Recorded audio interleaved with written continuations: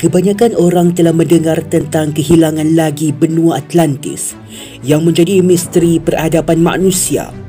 Dan baru-baru ini kita telah membahaskan kehilangan sebuah lagi kota yang melegenda atau dikenali sebagai kota emas El Dorado. Dan hari ini pula kita akan membahaskan kehilangan lagi sebuah benua atau dikenali sebagai benua Lemuria. Kewujudan benua Lemuria ini sebenarnya mula mendapat perhatian selepas sebuah teori yang dicadangkan oleh ahli zoologi dari United Kingdom atau Philip Lutley Sclater. Pada tahun 1864, Sclater menulis kertas kajian yang bertajuk The Mammal of Madagascar. Kertas kajian itu pula kemudian diterbitkan di dalam sebuah jurnal dinamakan The Quarterly Journal of Science. Di dalam pemerhatian dan kajian Sclater, beliau mendapati bahawa terdapat lebih banyak spesies haiwan primat yang dikenali sebagai lemur dapat menetap dan menjadikan Madagaskar.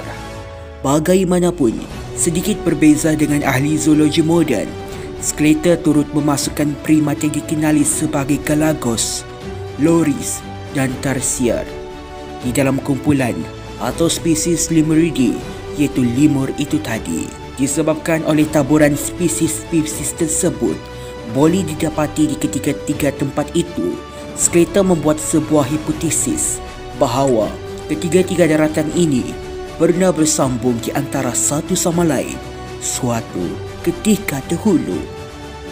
Justru mengetengahkan idea bahawa terdapat kewujudan daratan atau benua besar yang terletak di arah selatan Lautan Hindi, justru menamakan benua itu sebagai Lemuria. Menurut Sclater, kemungkinan besar benua Lemuria ini disambungkan pada bahagian selatan India, selatan benua Afrika dan barat Australia.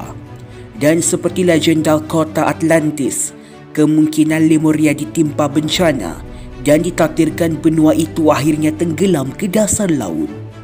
Namun, kemudian Sclater menegaskan bahawa ianya hanya sekadar hipotesis dispeculation to show the ancient of Lemuria as the hypothetical continent, which was originally the home of the lemurs, has been termed must have extended across the Indian Ocean and the Indian Peninsula and to farther side of the Bay of Bengal and over the great island of the Indian Archipelago. Maksudnya di sini, benua Lemuria itu dinamakan sebegitu oleh Sclater bersempena habitat asal haiwan bernama lemur.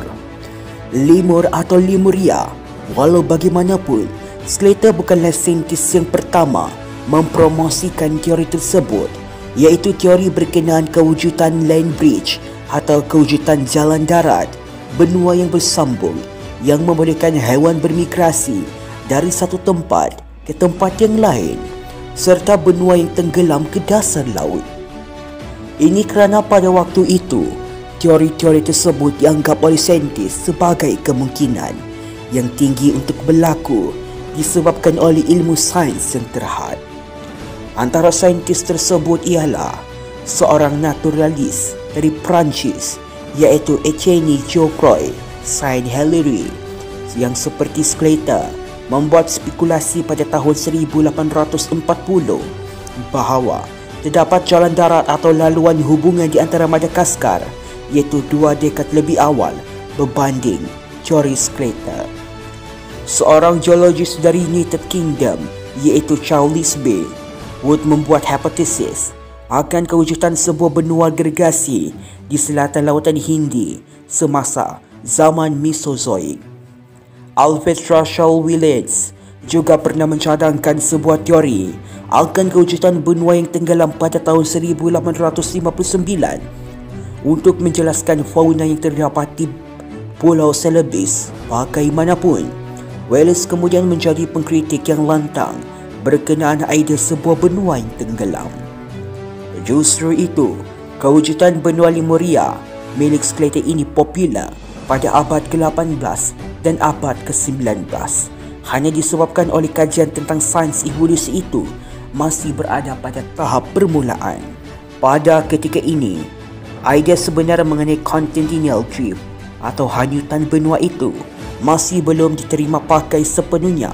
Namun kini, majoriti daripada saintis percaya akan berlakunya peristiwa continental drift yang berakhir menyaksikan taburan flora dan fauna menjadi pelbagai. Pada tahun 1868, ahli biologi dari Jerman iaitu Ernst Haeckel menerbitkan sebuah buku bertajuk The History of Creation, menjelaskan pada orang ramai akan pandangan beliau berkenaan evolusi. Haeckel berpendapat bahawa manusia terawal adalah hasil evolusi atau keturunan daripada primat dari Asia.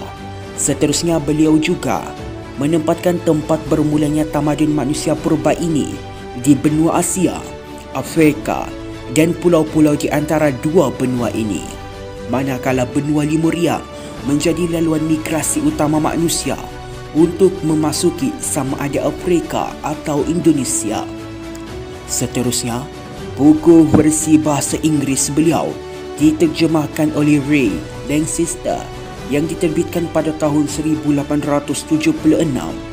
Kewujudan benua Lemuria turut diletakkan di dalam peta dilabel dengan perkataan paradise, yakni syurga, serta menjadi tempat bermulanya kepada ketamadunan manusia.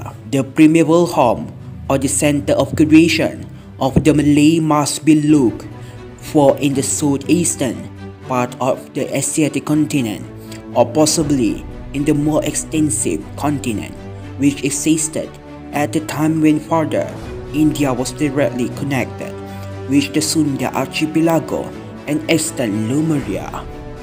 Dengan teori dari Haeckel ini, kewujudan benua Lemuria terus bertahan hingga abad ke-19.